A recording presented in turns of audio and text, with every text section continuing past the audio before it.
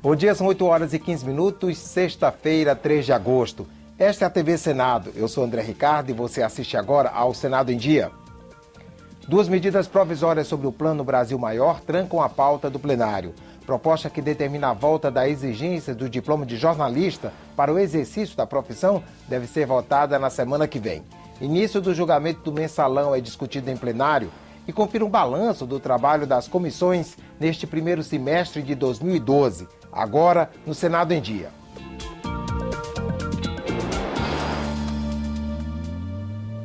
A pauta do plenário está trancada por duas medidas provisórias que tratam do Plano Brasil Maior do governo federal. As MPs já passaram pela Câmara e perdem a validade no dia 15 de agosto.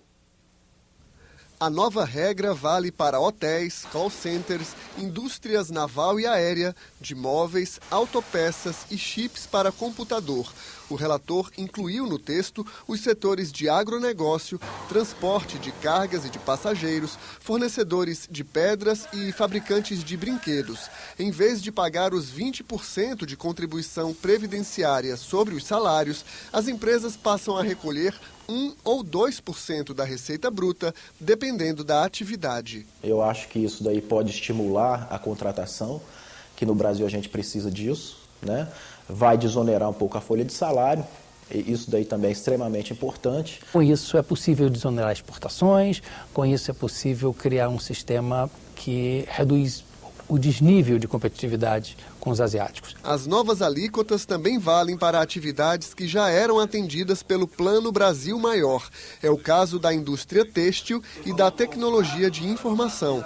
Com a medida provisória, o governo deixa de arrecadar mais de 12 bilhões de reais até 2014. O governo quer recuperar o índice de crescimento do produto interno bruto, do PIB, e, portanto, precisa incentivar a indústria, precisa incentivar a atividade econômica. A Câmara fez 5 mudanças no texto original da MP 563. A principal isenta os produtos da cesta básica do IPI, o Imposto sobre Produtos Industrializados, e das contribuições do PIS/PASEP e da COFINS.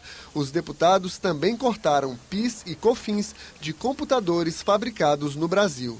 Governo e oposição fecharam um acordo para votar a matéria no Senado entre os dias 7 e 9 de agosto, junto com outra medida provisória do Plano Brasil Maior, a MP 564, que aumenta as fontes de financiamento para a economia. O texto libera 45 bilhões de reais para o BNDES. A MP também amplia a lista de empresas atendidas pelo programa Revitaliza, que tem taxas de juros mais baixas para empresas afetadas pela crise internacional. Podem participar, por exemplo, os setores de calçados, materiais para uso médico e odontológico, torra e moagem de café. Parte dessas medidas são temporárias. Ou seja, elas têm uma data de vencimento. Se não forem renovadas, volta tudo como seria antes. A medida provisória 564 também cria a Agência Brasileira Gestora de Fundos Garantidores e Garantias. Ela vai cobrir os riscos de projetos de alto custo e oferecer seguro para parcerias público-privadas. Depois da votação dessas MPs do Plano Brasil Maior, a expectativa é que o plenário analise outras propostas ainda na semana que vem. Entre elas está a PEC, que determina a volta da exigência do diploma de jornalista para o exercício da profissão. Em 2009, o Supremo Tribunal Federal derrubou a exigência do diploma de jornalismo para o exercício da profissão. De lá para cá, houve uma procura intensa pelo registro de jornalista por pessoas de diferentes áreas. A coisa é bem diferenciada entre as unidades da federação, mas em São Paulo, o número de pessoas que se apresentou a uma Superintendência Regional do Trabalho, a uma Delegacia Regional do Trabalho, para tirar registro de jornalista sem diplomas, equivale ao dobro dos jornalistas diplomados, ou seja, há uma corrida a essa tentativa de ter uma profissão, compreendendo o jornalismo apenas como essa questão do ganha-pão e não como algo muito maior que o jornalismo que é essa prestação, esse compromisso com a sociedade. O fim do diploma de jornalista para o exercício profissional tornou dispensável a formação no curso de jornalismo. Mas o mercado tem suas variáveis. De uma cidade para outra, um bom emprego como jornalista pode significar, no mínimo, formação superior e a passagem por uma boa faculdade de jornalismo. As boas escolas de jornalismo não tiveram queda na procura significativa em função do fim do diploma. Então, o que você tem que ter é brigar por qualidade, ter currículos que reflitam a formação indispensável ao aluno. É isso. Ainda em 2009, uma proposta para tornar constitucional a exigência do diploma de jornalista começou a tramitar no Senado. A PEC restaura o que vigorava antes do julgamento do STF.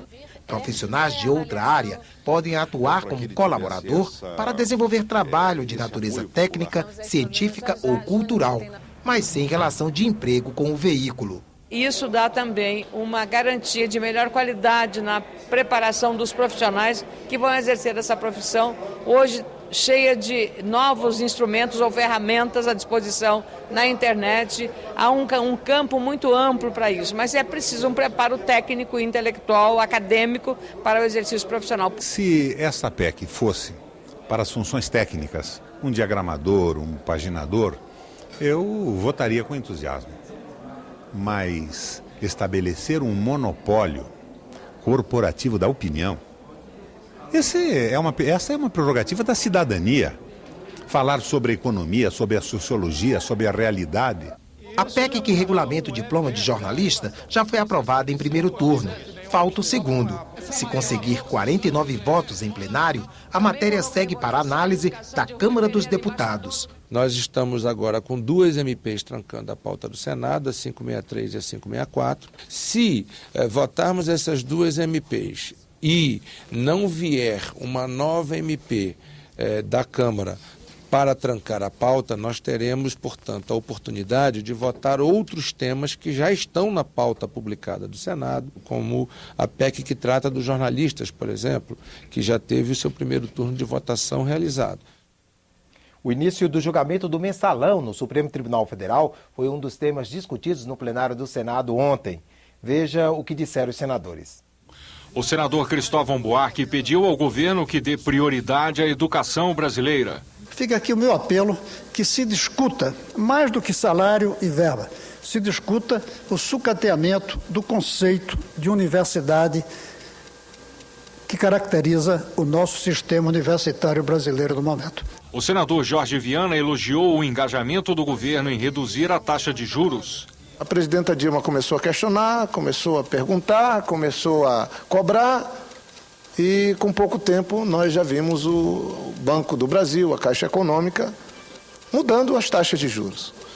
E o questionamento que fica é por que não mudaram antes? Para o senador Álvaro Dias, o julgamento dos réus do Mensalão pode significar o fim da impunidade. Um julgamento que pode significar o início do fim desta cultura de impunidade que lastimavelmente provoca indignação, sobretudo da parte decente desse país. É a expectativa que alimentamos de ver agora a impunidade derrotada, para que se restabeleça a crença dos brasileiros nas instituições públicas desse país. Diante do caso do Mensalão, que envolveu relações entre o poder público e a iniciativa privada, o senador Sérgio Souza defendeu o financiamento público de campanhas eleitorais.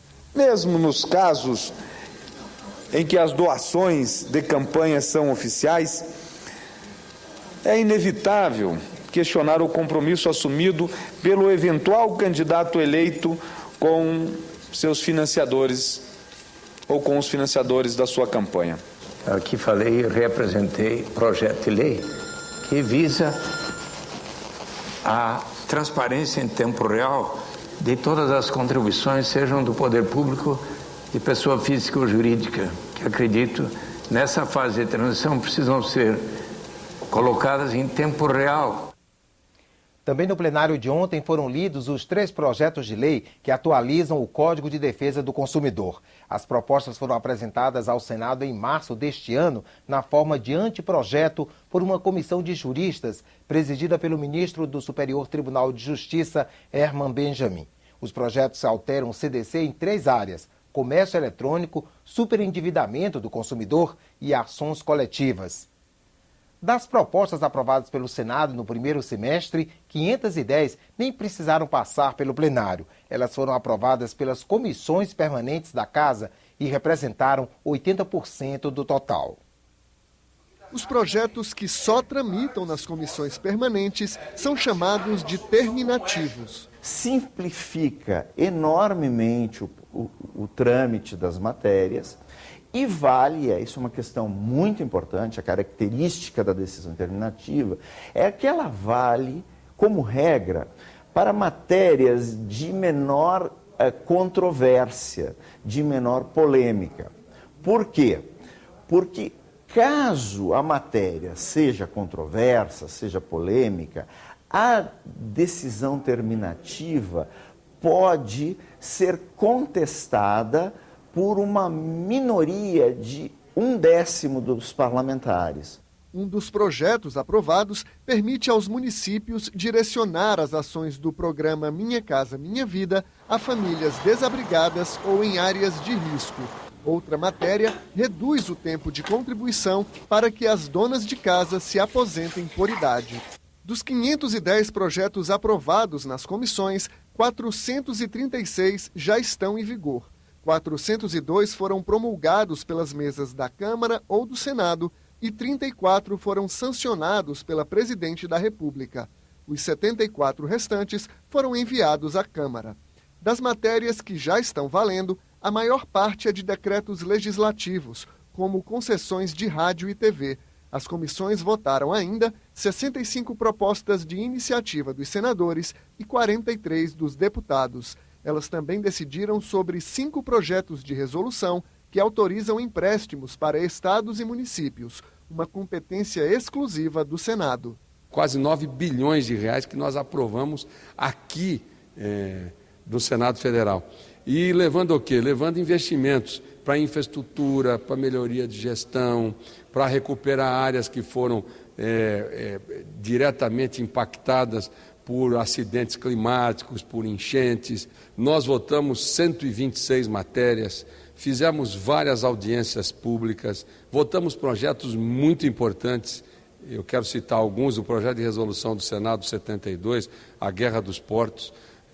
Quero citar um outro também, extremamente relevante, o comércio eletrônico. Além das matérias aprovadas, o presidente da Comissão de Direitos Humanos chama a atenção para os debates promovidos pelo colegiado. Fizemos em torno de 35 audiências públicas, deliberamos sobre mais de 70 propostas, discutimos temas de interesse de toda a sociedade, a questão do povo indígena, do povo negro, do cigano, liberdade de orientação sexual, religiosa, a questão quilombola, a questão do direito dos trabalhadores, fator previdenciário, benefícios aposentados e pensionistas, o direito de greve. Enfim, atuamos praticamente em todas as áreas. As 11 comissões permanentes e as subcomissões do Senado se reuniram mais de 360 vezes no primeiro semestre. Foram 179 audiências públicas com autoridades, especialistas e representantes da sociedade. E a questão ambiental dominou os debates na casa. A questão mais importante no âmbito da Comissão de Meio Ambiente no semestre passado foram os debates preparatórios para Rio+20. A comissão teve uma participação expressiva através da própria comissão e através da subcomissão de acompanhamento da Rio+20. Eu acho que uma das grandes contribuições da Comissão de Ciência e Tecnologia no semestre passado foi a contribuição do ponto de vista da ciência e da tecnologia no debate do Código Florestal. Eu acho que nós demos importantes contribuições que fizeram com que nós pudéssemos avançar no texto e no resultado final do Código Florestal no Brasil. Ainda há muito a se debater em função da medida provisória, mas não há dúvida de que a contribuição da ciência e da tecnologia foi fundamental para chegarmos aonde chegamos. O Senado em Dia termina aqui. Daqui a pouco, às 9 horas, você assiste à sessão plenária não deliberativa. Enquanto isso, fique com a nossa programação.